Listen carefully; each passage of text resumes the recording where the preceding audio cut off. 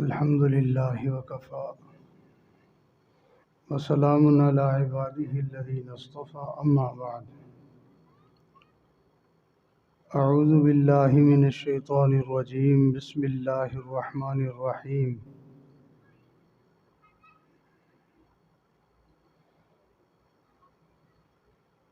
ارجعي إلى ربك راضية مرضية فادخلي في عبادي وادخلي جنتي صدق الله العظيم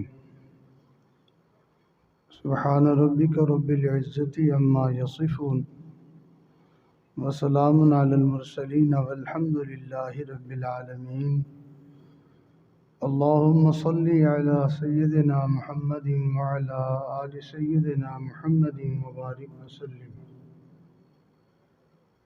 اللهم صل على سيدنا محمد وعلى آل سيدنا محمد وبارك وسلم اللهم صل على سيدنا محمد وعلى آل سيدنا محمد وبارك وسلم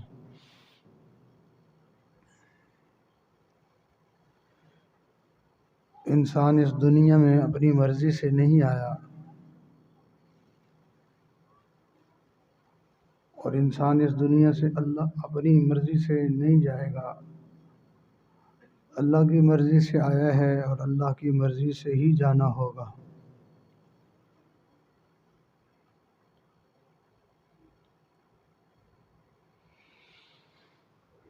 آنا بھی اللہ کی مرضی سے، جانا بھی اللہ کی مرضی سے، تو انسان کو یہ بات زیب نہیں دیتی، یہ بات اسے سجتی نہیں ہے کہ درمیان میں تھوڑا سا وقفہ اس میں اپنی مرضی کرتا پھرے۔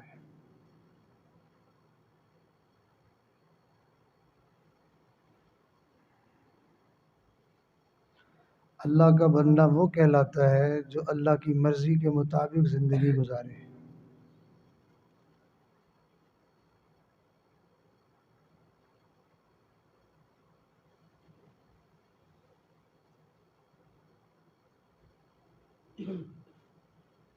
نافرمان بیٹے کو کوئی نہیں کہتا یہ میرا بیٹا ہے، حالانکہ بیٹا تو اسی کا ہی ہوتا ہے۔ وہ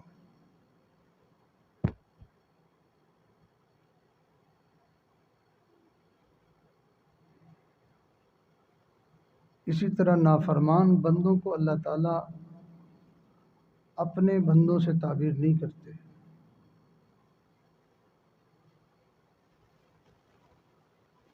فرمایا موت کے وقت اللہ تعالیٰ کی طرف سے حکم ہوگا، جیسے زندگی میں بہت سارے حکم ہیں، اقیم الصلاۃ، آتوا الزکوٰۃ، نماز کا حکم ہے، زکوٰۃ کا حکم ہے، حج کا حکم ہے، مختلف احکامات ہیں۔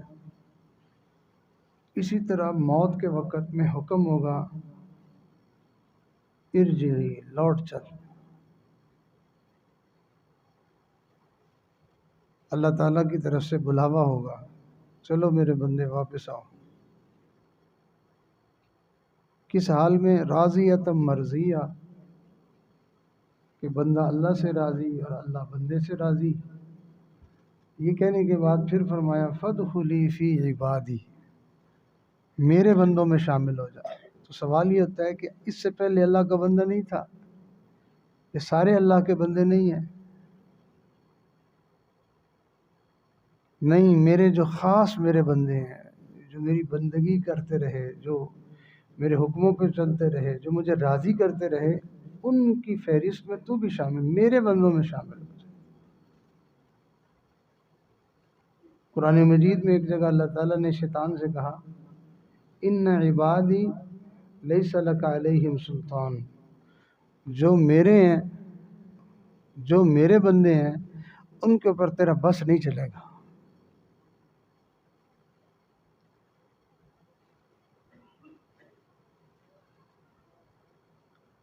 تو انسان اللہ کی مرضی سے آیا ہے، اللہ کی مرضی سے جائے گا، اس کو چاہیے کہ وہ درمیانی زندگی کے وقفے میں اللہ کی مرضی کے مطابق زندگی گزارنے کا ڈھنگ سیکھے، اور یہ چیز سیکھنے سے آتی ہے۔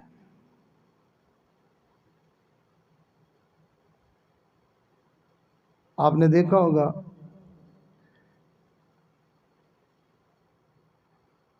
کہ ماں باپ کے کئی سارے بچے ہوتے ہیں، کچھ ایسے ہوتے ہیں جن کو خدمت کرنے کا طریقہ آتا ہے۔ ہمارے حضرت جی دامت برکاتہم لیٹے ہوئے تھے تو بہت سارے ساتھیوں کی چاہت تھی کہ خدمت کرنے کا موقع مل جائے۔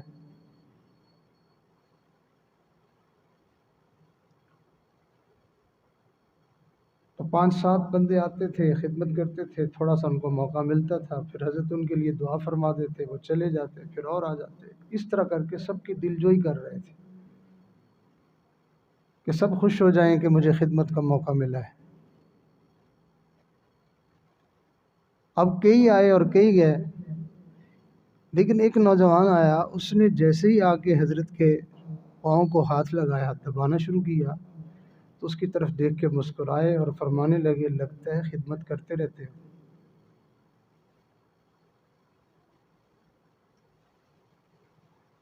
تو جو بندہ کام کرتا رہتا ہو، جس نے اس کام کو سیکھا ہوا ہو، تو اس کا کرنے کا انداز بتا دیتا ہے کہ اس نے یہ کام سیکھا ہوا ہے۔ بعض لوگ جانوروں کے پاس جاتے ہیں ان کا دودھ نکالنے کے لیے، جانور کے پاس بہت سارا دودھ ہوتا بھی ہے، لیکن بندے کو چونکہ طریقہ نہیں آتا تو وہ جانور بھی سمجھ جاتا ہے کہ یہ کوئی اناڑی آ گیا ہے، تو وہ جانور اس کو اپنے قریب نہیں آنے دیتا۔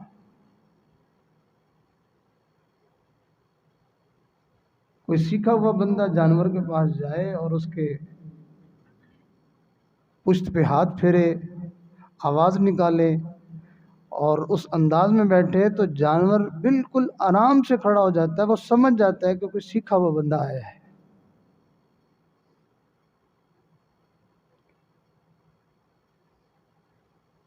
تو کھلاڑی اور اناڑی پہچانا جاتا ہے۔ تو پوری زندگی اللہ کی مرضی کے مطابق گزارنا، یہ سوچنے سے نہیں، سیکھنے سے آتا ہے۔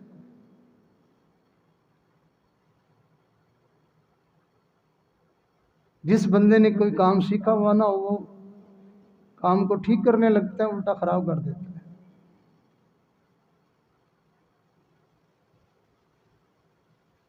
بالکل اسی طرح جن لوگوں نے اللہ تعالیٰ کی فرما برداری، اللہ تعالیٰ کی عبادت، اللہ کو راضی کرنا سیکھا نہیں ہوتا، وہ لگتے ہیں اللہ کو راضی کرنے، الٹا ناراض کرتے ہیں۔ سیکھا جو نہیں ہے۔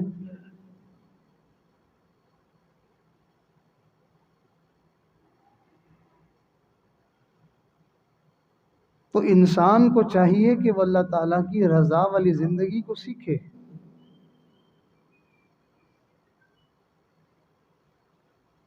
آج دنیا میں لوگ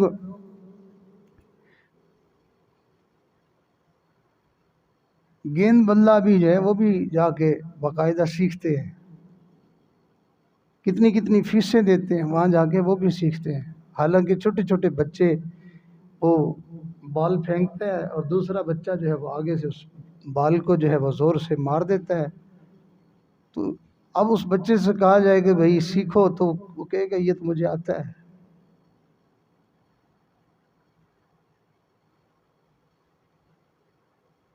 سائیکل چلانا سیکھنا پڑتا ہے، گاڑی چلانا سیکھنا پڑتا ہے، انسان کو دکانداری کرنا سیکھنا پڑتا ہے، انسان کو کاشتکاری کرنا سیکھنا پڑتا ہے۔ دنیا سا کون سا کام ہے جو بغیر سیکھے آتا ہے؟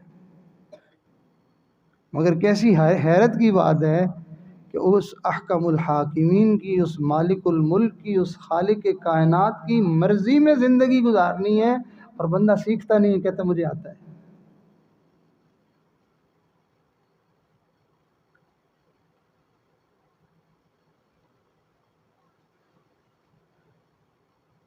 تو انسان کو چاہیے کہ وہ اللہ تعالیٰ کو راضی کرنے والی زندگی کو سیکھے۔ سوال یہ پیدا ہوتا ہے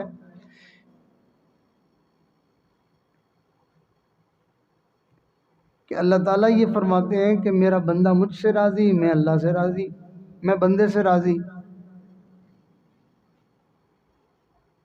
تو اللہ سے تو ہر بندہ ہی راضی ہوتا ہے، اللہ سے کون ناراض ہے؟ کسی کافر سے پوچھو، کسی ہندو سے پوچھو، کسی سکھ سے پوچھو، بھائی آپ اللہ سے ناراض ہو گئے کہ نہیں؟ توبہ میری، میں اللہ سے ناراض ہوں۔ تو پھر اس کا کیا مطلب ہوا کہ بندہ اللہ سے راضی؟ اللہ رب العزت نے دنیا میں ترتیب بنائی ہے، یہاں عدلے کا بدلہ ملتا ہے۔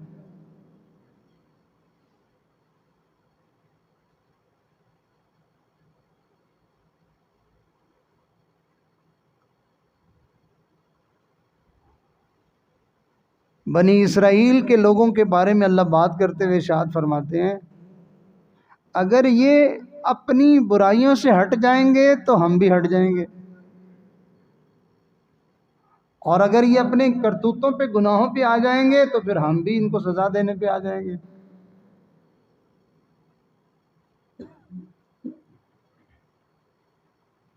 قرآن مجید میں اللہ تعالیٰ فرماتے ہیں تم مجھے یاد کرو، میں تمہیں یاد کروں گا۔ حدیث مبارکہ میں ہے، فرمایا جو ہم سے ملنا پسند نہیں کرتا ہم اس سے ملنا پسند نہیں کرتے۔ عدلے کا بدلہ ہے۔ تو اسی طرح ہمارے بزرگوں نے فرمایا جو بندہ اللہ سے راضی ہو جاتا ہے اللہ اس بندے سے راضی ہو جاتا ہے۔ تو اللہ رب العزت سے کون سا بندہ ناراض ہے؟ سارے ہی راضی ہیں۔ اس میں دو چیزیں ہیں، ایک ہے اللہ کی ذات سے راضی، اس سے تو ہر کوئی راضی ہے، اور ایک ہے اللہ تعالیٰ کے افعال سے راضی ہونا، کہ اللہ کی طرف سے جو کچھ ہو رہا ہے میں دل و جان سے اس میں راضی ہوں۔ یہ نہیں ہوتا، مارے باندھے مجبوری میں چپ تو ہر کوئی کر جاتا ہے۔ ایک بڑھیا جو ہے وہ زور زور سے رو رہی تھی، تو نبی علیہ السلام کا وہاں سے گزر ہوا، تو آپ نے ارشاد فرمایا کہ جس کا مفہوم یہ تھا کہ بی بی صبر کرو۔ اس نے کہا کیسے صبر کروں؟ ایک بیٹا تھا میرا جوانی کی عمر میں، وہ بھی مجھ سے چلا گیا، میں کیسے صبر کروں؟ تو نبی علیہ السلام نے ارشاد فرمایا اچھا پھر نہ صبر کرو تم۔ اب اللہ کے حبیب صلی اللہ علیہ وسلم یہ فرما کے چل دیے، تو اس کو کسی نے بتایا کہ اللہ کی بندی یہ تو نبی علیہ السلام تھے، تو نے آگے سے یہ کیسا جواب دے دیا؟ اس کو بڑی شرمساری ہوئی، اور پھر آپ کے پیچھے چلی، ڈھونڈتی ڈھونڈتی آپ کے پیچھے پہنچ کے کہنے لگی اللہ کے نبی مجھ سے غلطی ہو گئی، آپ نے فرمایا صبر کرو، میں صبر کروں گی۔ تو نبی علیہ السلام نے ارشاد فرمایا صبر وہ ہوتا ہے جو موقع پہ ہو، باقی بعد میں صبر تو ہر کسی کو آ ہی جاتا ہے۔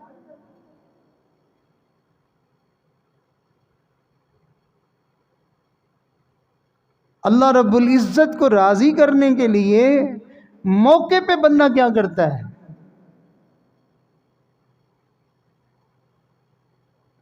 نماز کا حکم ملا تو اللہ تعالیٰ کے حکم پر راضی ہے، دل سے خوش ہے، تو وہ فوراً سے اٹھ کے نماز کے لیے چل پڑے گا۔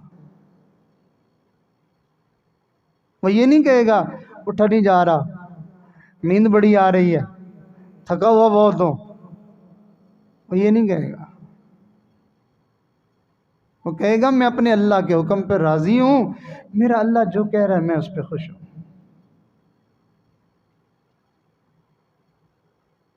آپ اپنے بچے سے کہیں کہ بیٹا پیاس لگی ہوئی ہے پانی پلاؤ، تو بس آپ کے یہ کہنے کے بعد آپ کی نظر اس کے چہرے پہ پڑے گی، اس کے چہرے کا تاثر آپ کو بتا دے گا کہ آپ کا کہنا ماننے پر وہ راضی ہے یا نہیں۔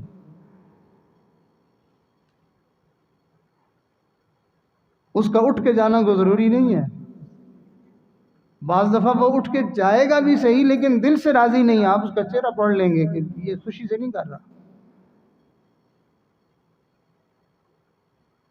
تو اللہ رب العزت سے راضی ہو جانا، اللہ تعالیٰ کہ خاص بندوں کی نشانی ہے، اور اللہ یہ اعلان کر رہے ہیں جو ساری زندگی مجھ سے راضی رہا، آج میں اعلان کر رہا ہوں میں اس سے راضی ہوں، چلو واپس آ جاؤ، میرے خاص بندوں میں شامل ہو جاؤ، تم بھی، تمہارا امتحانی سلسلہ ختم ہو گیا،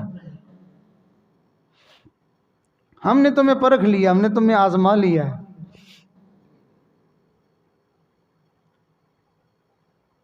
اللہ رب العزت سے راضی ہونا یہ انسان باقاعدہ سیکھتا ہے۔ قرآن مجید کی آیت مبارکہ ہے، توجہ اس فقیر کی طرف رکھیں، جتنا توجہ سے بات سنیں گے انشاءاللہ اللہ دلوں میں اتار دیں گے۔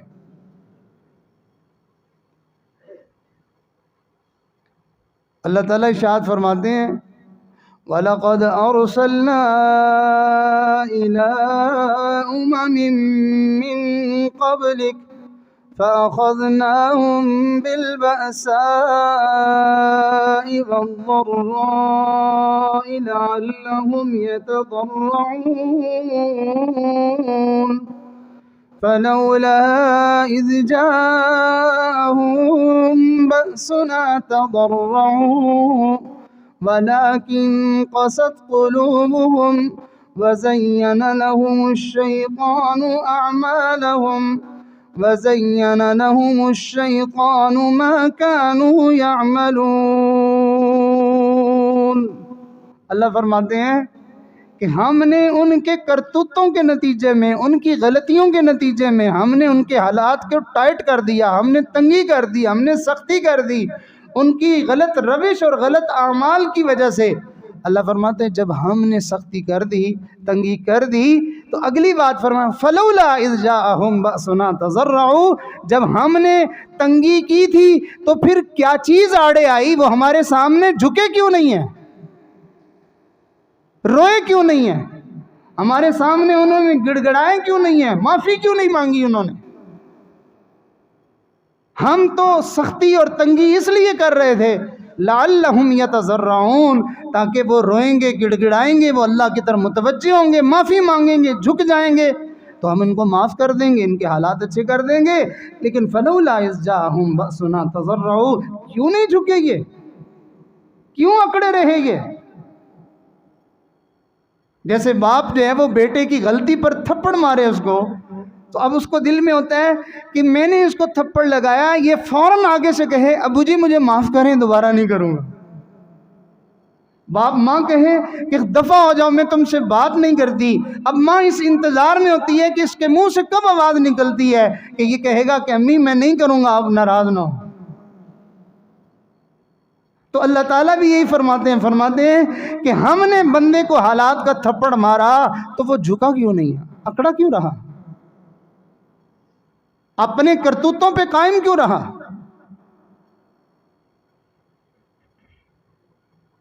تو ہم کتنی دفعہ ایسا ہوتا ہے کہ ہم اپنے حالات پہ اڑے ہوئے ہیں، اپنے کاموں پہ، کرتوتوں پہ اڑے ہوئے ہیں، اور یہ بات کہے جا رہے ہیں بس اللہ کی مرضی، بس اللہ کی مرضی، بس اللہ کی مرضی، میرے حالات ایسے ہیں اور میرے جو ہے وہ کاروبار ایسا ہے اور میرا فلاں معاملہ ایسا ہے، بس یہ اللہ کی مرضی، اپنی روش نہیں بدلتا۔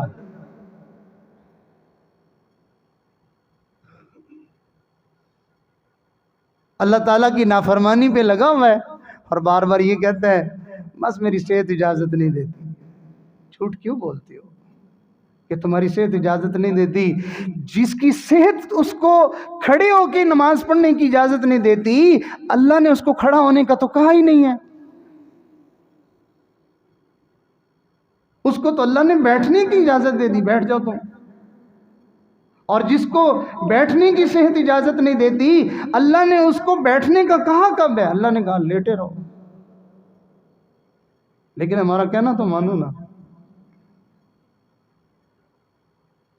یہ اپنی طرف سے ہیلے بہانے بنا لینا اور اللہ تعالیٰ کے حکموں کی نافرمانی کرتے رہنا، تو اس کا مطلب یہ کہ یہ اپنے عمل سے یہ کہہ رہا ہے، غور فرمائیے، اپنے عمل سے یہ کہہ رہا ہے میں تیری بندگی نہیں کرتا۔ اللہ بندے کو اس وقت میں کہیں گے میں تجھے اپنا بندہ نہیں بناتا۔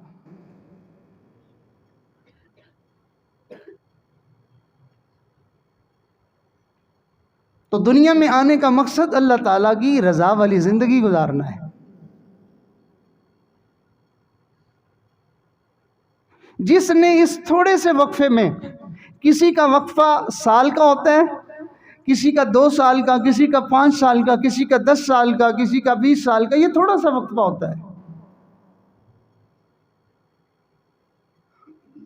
کتابوں میں لکھا ہے کہ نوح علیہ السلام نے 950 سال دنیا میں گزارے، تو ان سے پوچھا اللہ تعالیٰ نے کہ میرے نبی علیہ السلام آپ دنیا میں کتنا عرصہ رہے؟ کہنے لگے یا اللہ مجھے تو ایسے لگتا ہے کہ میں ایک دروازے سے داخل ہوا اور دوسرے دروازے سے نکل آیا، اتنا سا ٹائم مجھے لگا، اور لگنا ہمیں بھی ایسے ہی ہے۔ جو اس وقت سفید داڑھیوں والے بیٹھے ہیں ان سے ذرا پوچھے، وہ کہتے ہیں ہمیں اپنا بچپن کل نظر آ رہا ہے، ہمیں وہ بچپن کی باتیں ابھی یاد ہیں، ابھی کل کی تو بات ہے۔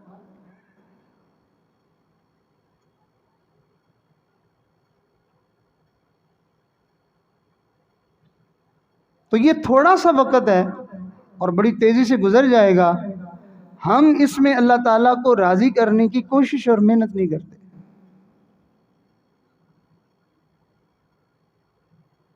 اناڑی بندہ زور زیادہ لگاتا ہے اور کام تھوڑا ہوتا ہے اس سے۔ اسی طرح جو بندہ اللہ تعالیٰ کی رضا والی زندگی سیکھتا نہیں، وہ مشقت زیادہ اٹھاتا ہے اور نیکی کم کرتا ہے۔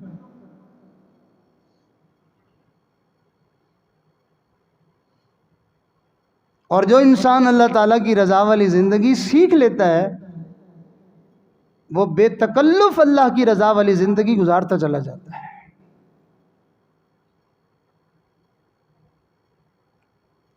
ہمارے جیسا بندہ یہ سمجھتا ہے کہ میں نفلیں پڑھ کے اللہ کو راضی کروں گا۔ غور فرمائیے، اگر مجبوری نہ ہو تو ٹیک بھی نہ لگائیں، دین کی بات کا ادب، اس کو ادب سے سنیں گے تو برکت ہوگی، بے ادبی سے سنیں گے تو سن تو لیں گے، برکت نہیں ہوگی، نور نہیں ملے گا۔ دین کے لیے مشقت اٹھانا بڑی خوشی کے ساتھ کہ یہ اس احکم الحاکمین کی رضا اور پسند والی چیز ہے، میں بڑے ادب سے اس کو لیتا ہوں۔ دروشی پڑھی اللہم صلی علی سیدنا۔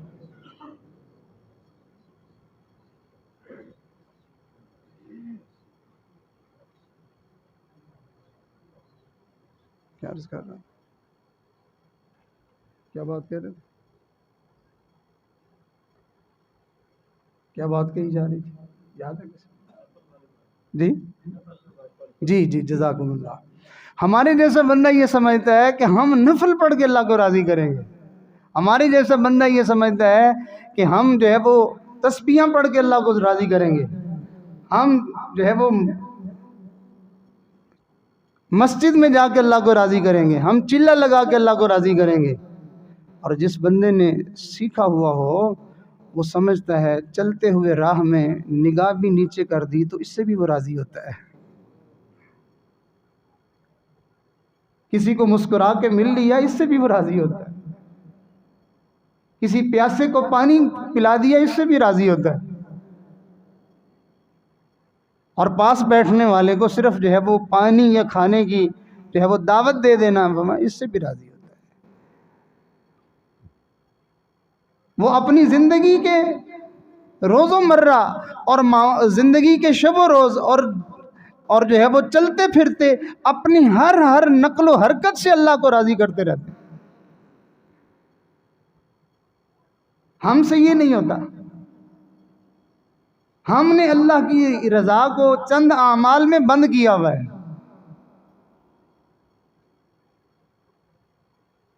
اور ہم یہ سمجھنے میں یہ کروں گا تو اللہ راضی ہوں گے، باقی کسی کام سے بھائی دکانداریاں کر کے لوگوں نے اللہ کی ولایت پائی ہے، کھیتی باڑی کر کے لوگ اللہ والے بنے ہیں،